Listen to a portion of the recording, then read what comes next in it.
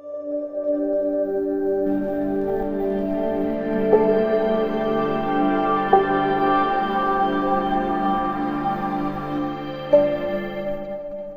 students, today I am taking some competency based questions of class 10. Chapter is the first chapter, chemical reactions and equations. First question है, which of the following is an example of simple displacement reaction? Electrolysis of water. Water की जब हम electrolysis करते हैं तो we get hydrogen and oxygen. ये reaction जो है ये डीकॉम्पोजिशन रिएक्शन है बिकॉज वाटर यहाँ पे डीकम्पोज करता है. Burning of methane. मीथेन को जब हम बर्न करते हैं इन presence of air, it reacts with oxygen and we get carbon dioxide and water. This is combustion reaction.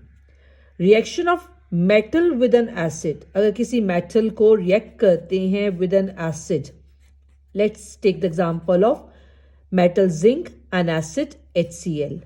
We get zinc chloride and there's evolution of hydrogen. इस reaction में metal is displacing another element from its solution, from its salt solution. तो यहाँ पे metal ने displace किया another element को.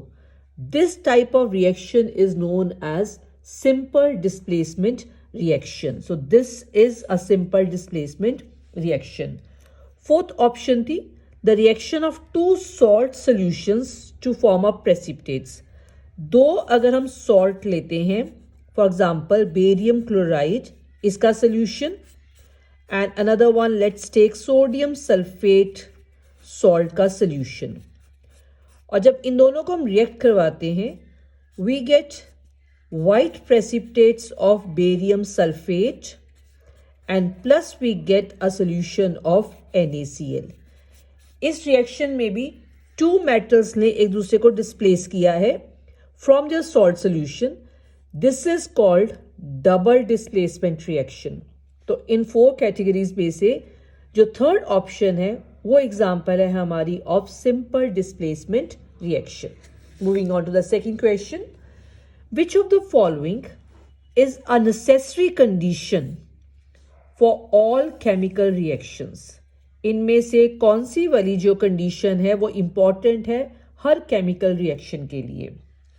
So first is the reactants should be in the same state. ज़रूरी नहीं है कि हर रिएक्टेंट जो है वो सेम स्टेट में हो तो ही केमिकल रिएक्शन होएगी. We can have the reactants in different physical states also.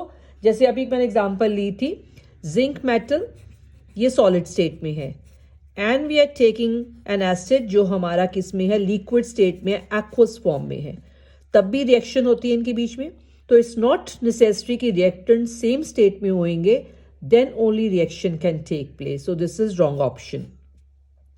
Energy should be supplied to the reactants.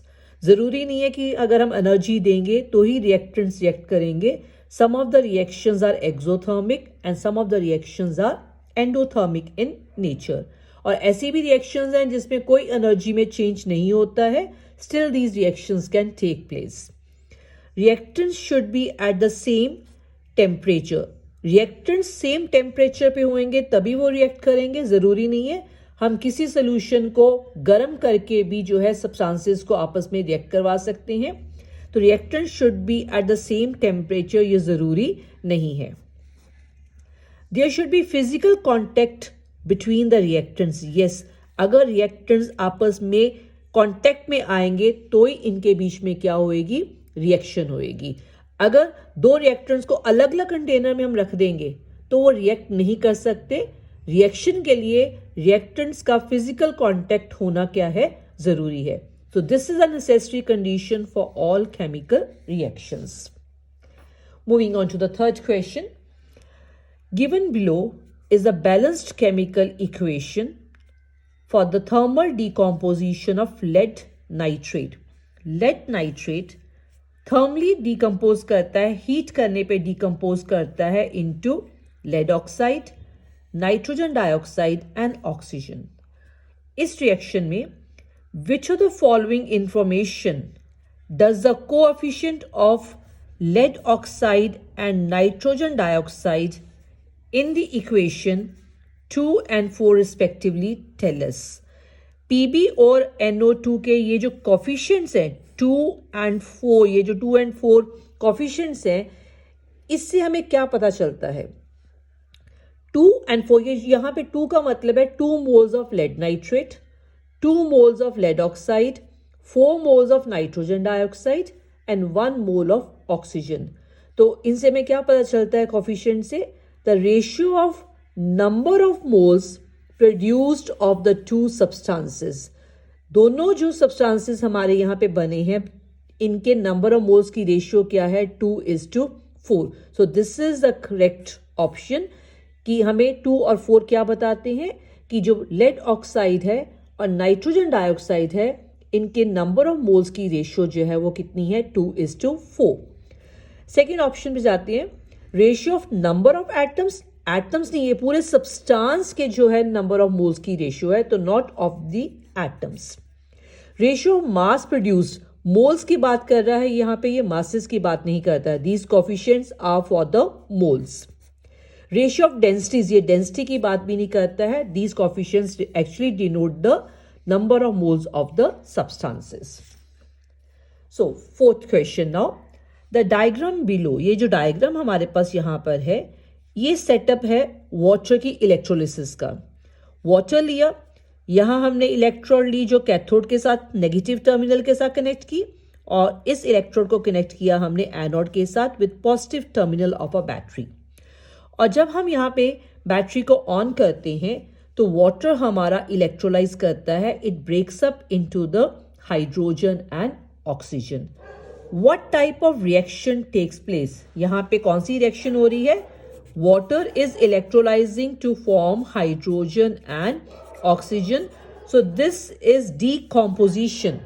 और क्योंकि हमने इलेक्ट्रिसिटी की हेल्प ली है डीकम्पोज करने के लिए, so this is an example of electrolytic decomposition reaction.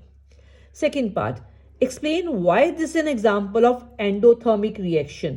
ये endothermic reaction इसलिए है because जब हम water को electricity देंगे, energy देंगे, तभी water हमारा जो है वो decompose करेगा. So this is an example of endothermic reaction. Third part, अगर हम हाइड्रोजन को, ये जो हमारी कैथोड पे यहाँ पे हाइड्रोजन कलेक्ट हुई है, इसको अगर हम रिमूव करते हैं टेस्ट ट्यूब को, एंड लिट मैचस्टिक को इस टेस्ट ट्यूब के माउथ के पास लेके जाते हैं, तो गैस बर्न करने लगती है with N explosive pop sound आती है. इस रिएक्शन की बैलेंस्ड केमिकल इक्वेशन लिखनी है.